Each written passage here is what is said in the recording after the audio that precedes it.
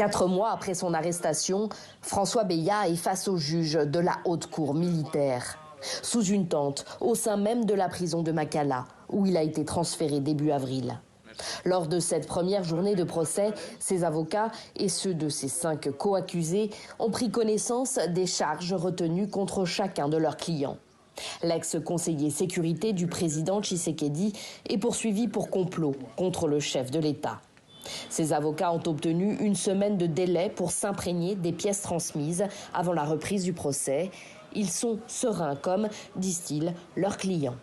Ce n'est pas nous qui allons l'innocenter, c'est les lois de la République et le bon travail que feront les juges qui vont pouvoir aboutir à son acquittement, à la déclaration de son innocence.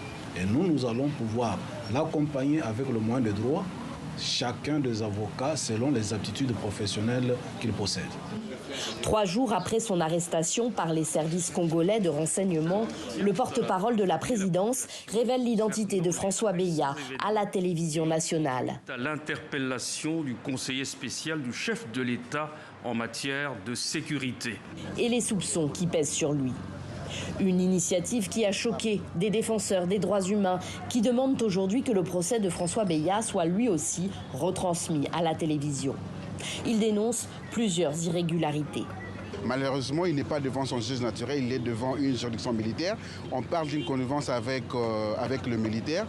Bon, quand cela ne tienne, mais ce que le collectif demande, c'est que le procès soit équitable. Nous voulons que ce soit un procès de justice et non nous ramener à un procès politique tel que les choses se font aujourd'hui, se dessinent aujourd'hui. Le collectif Free François Beya affirme que l'accusé paye pour une enquête sur un conflit minier qu'il a mené et qui implique un conseiller privé du chef de l'État, Fortuna Bisselele, et l'ancien président de la commission électorale, Corneille Nangaa. La prochaine audience est prévue pour le 10 juin.